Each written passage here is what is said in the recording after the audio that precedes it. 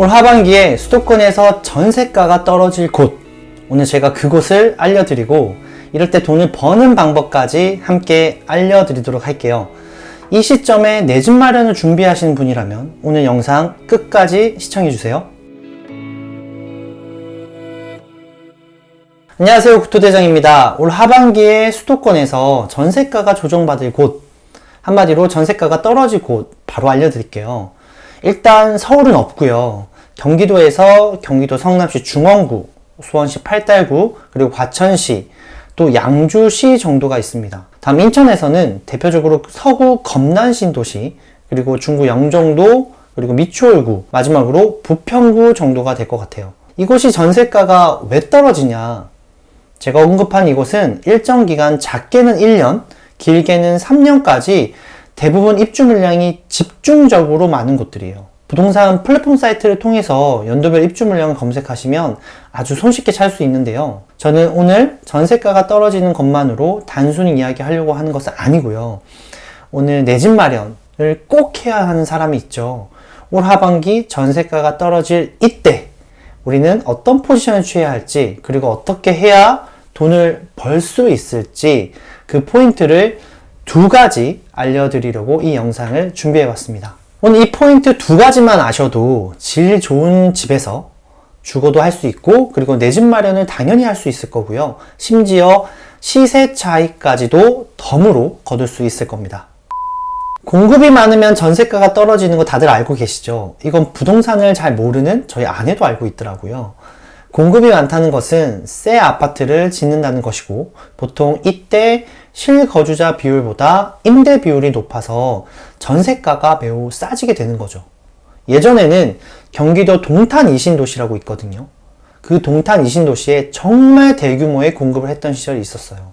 그 동탄 이신도시가 입주할 때 정말 전세가 말도 안 되게 내려갔었는데요. 지금은 34평에 4억에서 5억대 하는 그 전세가가 그때는 1억 후반까지도 나오곤 했죠. 정말 쌌죠.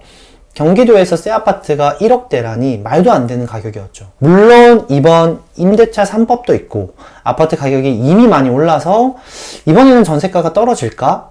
그렇게 되진 않을 수도 있겠지만, 그래도 일시적으로 엄청난 입주 물량이 많으면 전세가는 분명 조정받을 수 있습니다. 그 타이밍에 싸고 새 것인 집을 우리는 잡아야 되는 거죠. 자, 그럼 여기서 잠깐 우리에게 전세 보증금이 있다. 그때 전세자금 대출을 받아야 할까요? 아니면 안 받아야 할까요?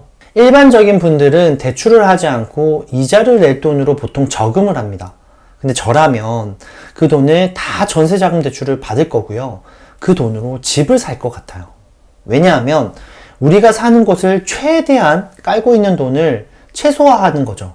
그리고 남는 돈으로 최대한 집을 한 채라도 더 사려고 하는 거죠. 우리가 전세만 살고 있으면 자살이 늘어나나요? 물론 저금을 통해서 늘어날 수는 있겠지만 왜 몇 년 해보셨잖아요. 그냥 몇 억은 뭐 집값이 우습게 올라가는 거. 그래서 우리는 싸고 좋은 집에 전세자금 대출을 활용해서 월 비용을 낮게 유지하고 그렇게 하면 살고, 나머지 돈으로 집을 사서 내 자산을 불려나가는 전략을 사용하는 거죠. 이게 바로 오늘의 포인트예요.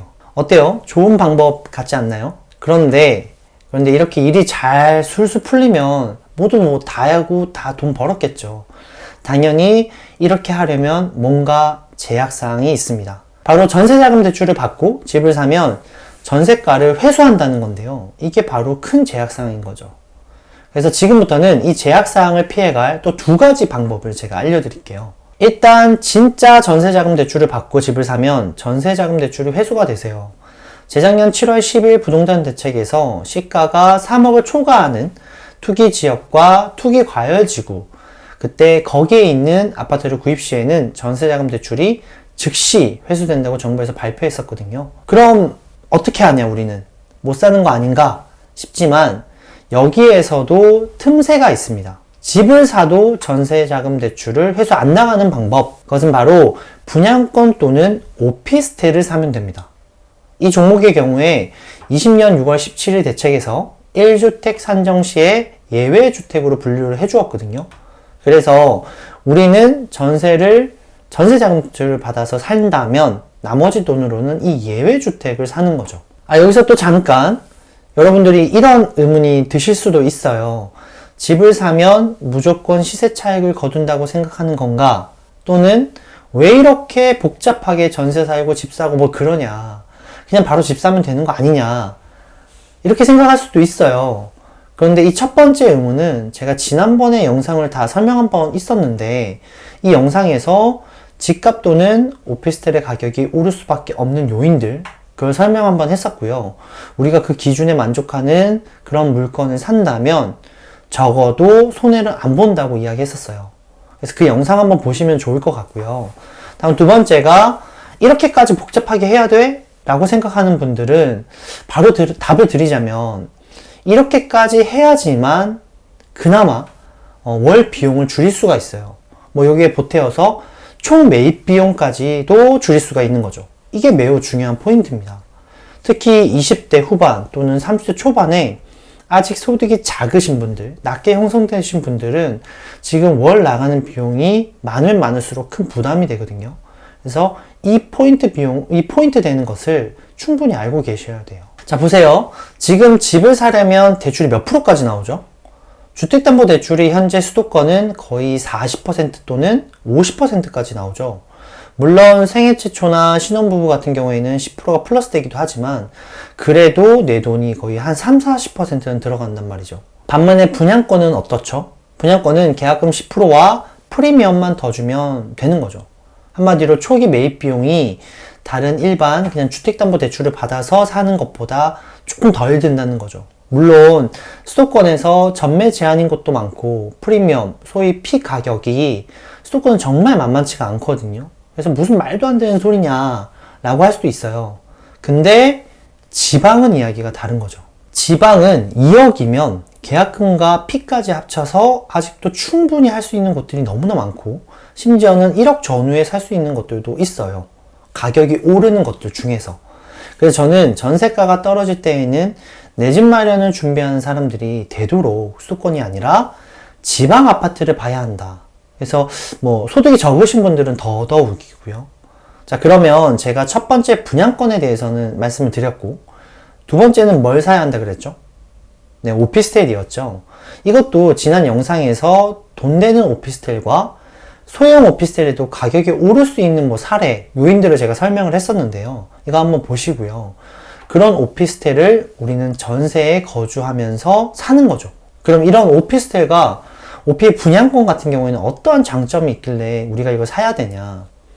이 장점은 이런 거예요. 주택수 산정의 불포함, 전세가 회수에 관련해서 이게 가장 큰 장점인 거죠. 오피 분양권이나 일반 오피를 가지고 있으면 무주택으로 분류가 돼서 청약을 넣는다고 해도 현재까지는 아무런 지장이 없고요.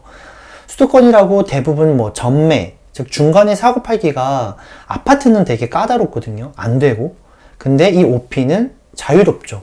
그래서 갑자기 우리가 목돈이 필요할 때 미리 빨리 돈을 회전시킬 수가 있는 거죠. 그리고 일반 오피에서도 아파트스러운 오피는 전세가율, 그러니까 전세가가 높거든요.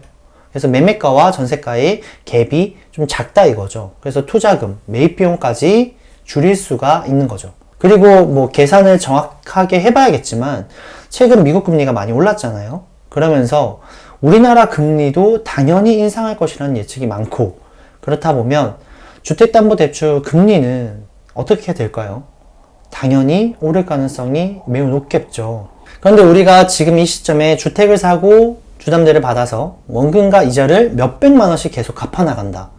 물론 현금 흐름이 좋으신 분들은 가능하겠지만 그렇지 못한 분들은 너무 벅차겠죠. 막 예전에는 5년, 뭐 3년 이자만 내고 이후에는 원금 갚아라 해줬거든요. 근데 지금은 이자는 1년만 그 이후부터는 원금 이자 다 갚으라고 하고 있어요. 이건 정말 소득이 작거나 일석치 않은 분들 있잖아요. 그런 분들은 너무나 힘든 거죠. 자, 그런데 우리가 전세를 살게 되면 어떻게 되죠? 상대적으로 월 상환 비용이 이자만 내도 되니까 주담대 원금 이자 상환보다는 낫겠죠. 그리고 좀 전에 이야기했었던 지방 아파트 같은 경우에도 결국 대출로 산 것이 아니잖아요. 매매가와 전세가의 갭으로 산 거니까 전세자금 대출만 그 이자만 갚아도 이거는 되는 거기 때문에 부담이 덜 하겠죠. 그리고 또 오피스텔의 분양권은 또 어떠냐. 중도금 대출을 발생할 수는 있겠지만 그것이 나중에 입주할 때쯤 갚으면 되니까 지금 당장은 큰 부담이 안 돼요. 입주할 때쯤 바로 또 전세를 줄 수도 있고 그럼 위에처럼 또 맞출 수도 있고 그렇게 되면 큰 부담이 그 주택담보대출을 30-40%를 나머지 비용을 내고서 하는 것보다는 부담이 덜 할 수가 있다. 보통 내 집 마련을 준비하는 분들의 나이대가 젊은 분들이 많고 그런 분들의 월 소득은 이미 정해져 있잖아요. 그런데 제가 말한 이런 방법을 사용해 본다면 월 상환 금액을 줄일 수 있는 이점이 있기 때문에 생활의 질이 그렇게 막 엄청 빡빡해지지는 않을 거예요. 그래서 결론적으로 우리는 이 전세가 빠질 때를 노려하고 그때 집을 사야 해요. 그래야만 월 상환 비용을 줄이고 나머지 돈으로 자산을 불릴 수가 있는 거죠. 물론 단점도 있어요.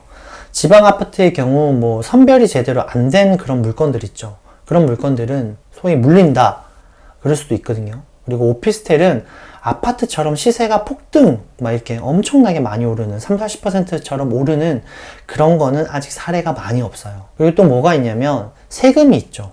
보통 무주택자이면서 아파트를 살 경우에는 1.1%의 취득세를 내게 되는데 근데 오피스텔은 처음 시작부터 4.6%를 내고 시작해요. 그래서 뭔가 처음 할 때부터 손해를 보고 한다는 느낌이 좀 들어요. 그런데 사실 세상에 완벽한 게 있을까요? 어떤 좋은 것을 얻기 위해서는 조금 손해보는 것, 그것이 좀 필요하지 않을까요? 물론 그 손해가 너무 크면 아예 시작조차 안 해야겠죠. 근데 만약 조금이라도 이익이 크다면 한 번쯤 도전해보는 것은 저는 정말 나쁘지 않은 선택이라는 생각이 들어요. 오늘 올 하반기 수도권의 전세 대란이 될 N곳에 대해서 이야기 보았는데요.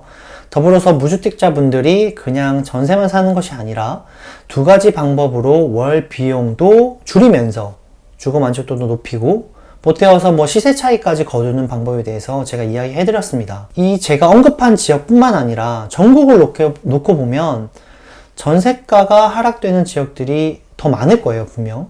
특히 지방일수록 전세가의 출렁거림이 더 크니까 기회가 많을 수 있으니까 여러분들이 계속해서 반드시 모니터링 해보시길 바랄게요. 여러분 오늘 어떠셨나요? 오늘 이야기한 것이 집을 소유한 집주인에게는 그렇게 반가운 부분은 아닐 수 있어요. 근데 반면에 무주택자 또는 집을 사야 하는 누군가에게는 아주 반가운 소리일 수 있으니까 오늘 내용 꼭 기억하셔서 좋은 결과 만드시길 바랄게요. 오늘 제가 준비한 내용은 여기까지고요. 그럼 저는 다음에 좀 더 유익한 부동산 이야기로 찾아오겠습니다. 오늘도 행복한 하루 보내세요. 안녕.